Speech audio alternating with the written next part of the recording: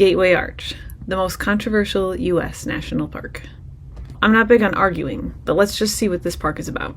It's fairly new to being a national park, established February 22nd of 2018, but was previously the Jefferson Memorial, and the arch was built back in the 60s. The reason there's controversy over this park is that every U.S. national park has a decent chunk of land and nature, while Gateway Arch is the smallest of all with just under 200 acres.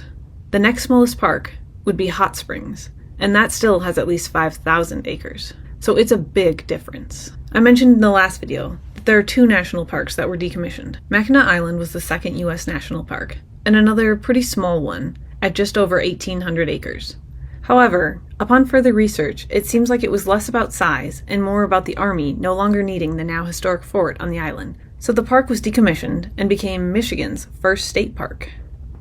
All this made me curious. What is the actual definition of a national park? What I found is, a national park is a nature park designated for conservation purposes because of unparalleled national, natural, historic, or cultural significance. What are you doing? My cat is eating my computer. Someone has been trying to interrupt. Do you have something to say? She didn't. So, some people say Gateway Arch fits the bill, while others think it should have become a national monument like the Statue of Liberty.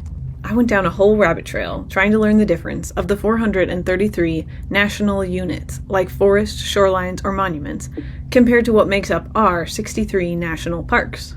The management is one key difference, being managed by either the Department of Agriculture or the Department of Interior.